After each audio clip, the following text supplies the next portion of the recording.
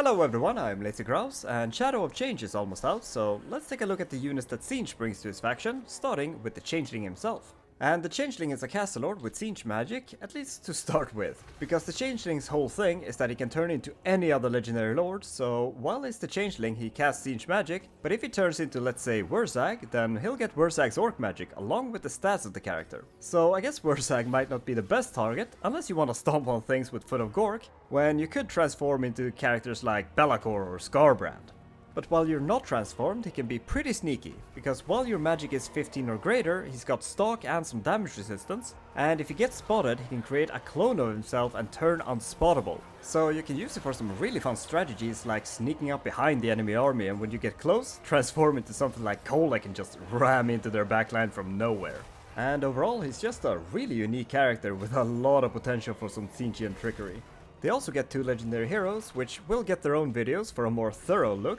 But basically, they got the blue Scribes, which just flies around and casts spells, and their whole deal is they got all the spells. But they're all random, and every time you cast a spell, they're re-rolled to other random spells. They also get spell mastery for every spell cast, friend or foe, and they're just incredibly fun and easily one of my favorite heroes now.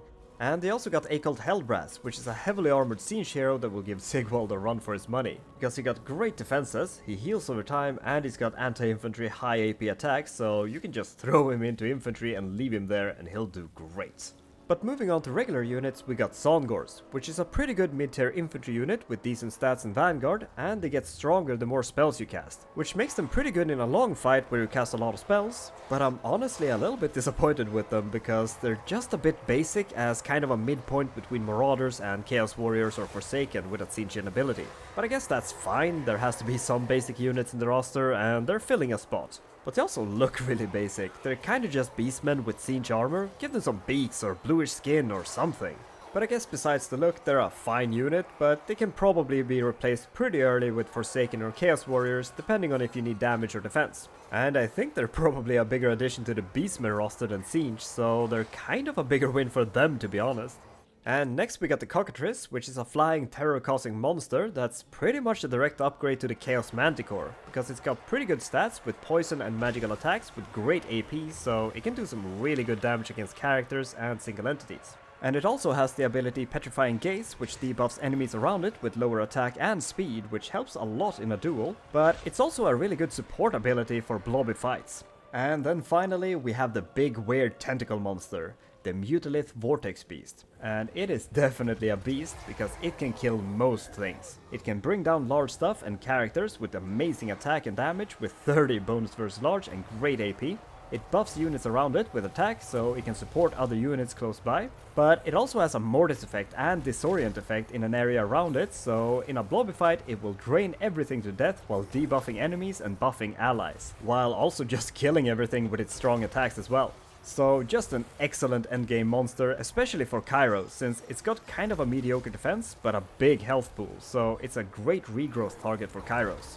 They also got some new regiments of renown, and first off the Sour Guts, which is a pretty standard pink horror, except that they explode when they die. So most of the time you just use them as normal, except that you can be a little bit more reckless with them, since you kind of benefit from them dying close to other enemies. So I guess you just put them with the other pink horrors, but slightly in front, so they're the first one to go in and fight. They also get the Shrieking Skyrace, that is a unit of Screamers with the explosion ability Lamprey's Bite. Except that it's neither a bite nor an explosion, it's more of a laser beam that moves through enemies, but it's pretty good against low armor blobs. And the last unit is Aeson the Fallen, which is a Mutilith Vortex Beast without the Mortis effect. Instead it has Maelstrom of Change, which deals a bunch of damage to one target that spreads up to 5 units in total in range. So instead of a Mortis engine, it shoots Mortis energies, I guess, at enemies, which I think usually does less damage over a long fight than just a Mortis effect, but it's pretty neat. And that's all the Tzeentch units from Shadow of Change, and I think they're mostly pretty good, even though one of them fits better in a different roster, but that's all for now. So thank you so much for watching, and what do you think of the new units? Tell me in the comments, and I'll see you next time. Bye bye!